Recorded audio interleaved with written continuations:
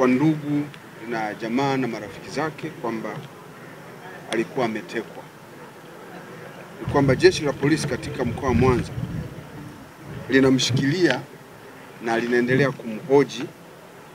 mwanamke ambaye anafahamika kwa jina la Loveness Daniel Kisile. Huyu ana umri wa miaka 30 na ni mkazi wa mtaa wa Temeke katika kata ya Mandu wilayani Nyamagana. Mwanamke huyo ameshikiliwa kwa tuhuma za kutoa taarifa za uongo kwa mume wake, ndugu zake,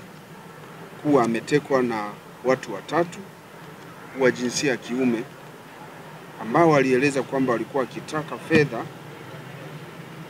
kiasi cha shilingi milioni 10 ili wasiweze kumdhuru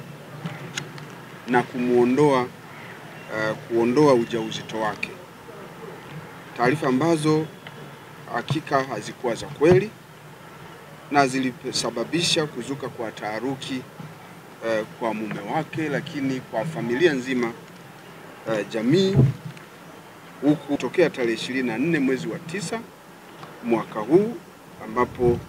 ilikuwa ni majira ya saa 5 za usiku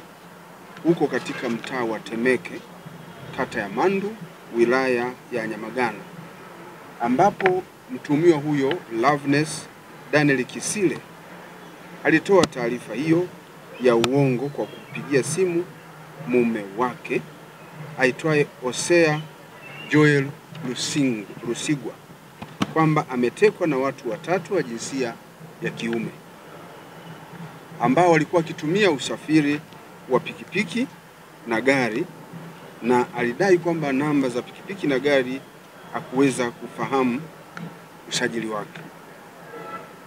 Alidai kuwa watu hao ambao walimkamata kwa nguvu na kumfunika uso kwa kutumia mfuko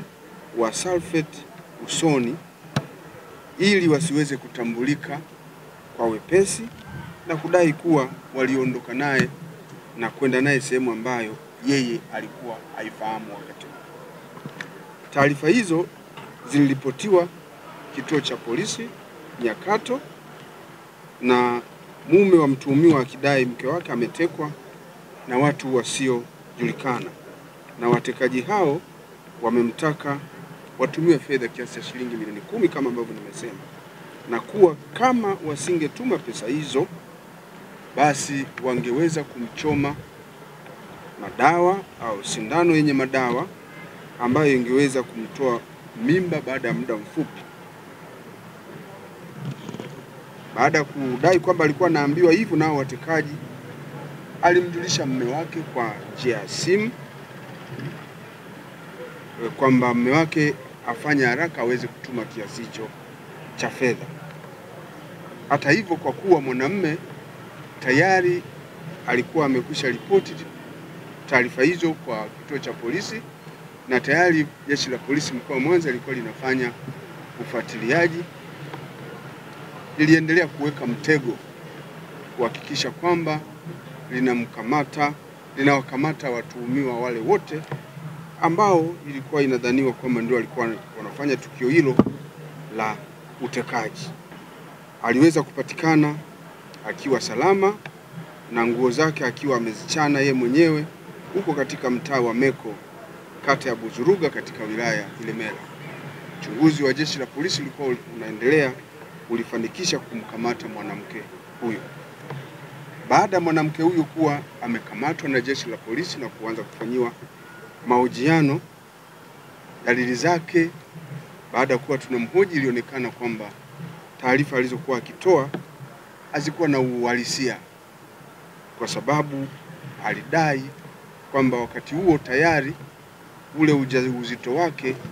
ulikuwa umeshaharibika, na akadai kwamba vile vichanga vilivyoondolewa katika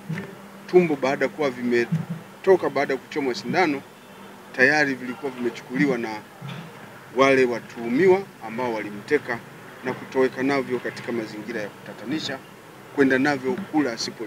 alipokuwa hapafahamu. Basi baada ya taarifa hizo, jeshi la polisi tukamwangalia, tukajenga mashaka kuhusiana na taarifa hizo ambazo alikuwa akizitoa. Kutokana na hali hiyo, jeshi la polisi tulimchukua mwanamke huyo Loveness Daniel Kisile na kwenda kumfanyia uchunguzi katika hospitali ya Sekoture, ambapo baada ya uchunguzi wa kitaalamu iliweza kubainika kwamba taarifa alizokuwa akitoa mwanamke huyo hazikuwa na ukweli wowote, kwani ilionekana kwamba mwanamke huyo hakuwa na ujauzito kama alivyodai. Lakini baada ya kuendelea kumhoji zaidi, mwanamke huyo aliamua kukiri yeye mwenyewe kwa kueleza kwamba taarifa alizotoa kwamba alikuwa ametekwa na watu wasiofahamika waliokuwa wakitumia pikipiki na gari, kwamba taarifa hizo alizikuwa na ukweli wowote. Hivi alisema taarifa hizo alizotoa zilikuwa za uongo. Aidha, mtuhumiwa baada ya kuwa ametoa taarifa hizo aliweza kufanyiwa mahojiano tena juu ya taarifa za kutekwa kama alivyowapatia wako pamoja na ndugu kwa ujumla. Aliendelea kukanusha kuwa taarifa hizo hazikuwa na ukweli wowote, na alieleza kuwa alifanya hivyo ili kumdanganya mume wake na wakwe zake ili waendelee kumwamini na waweze kutoa mahali nyumbani kwao, na pesa alizokuwa anadai zitumwe alikuwa anazihitaji kwa manufaa yake yeye mwenyewe. Baada ya kumhoji hivyo, mwanamke huyo aliweza kushikiliwa na kwa sasa tunaendelea kumshikilia katika kituo cha polisi kwa ajili ya uchunguzi zaidi.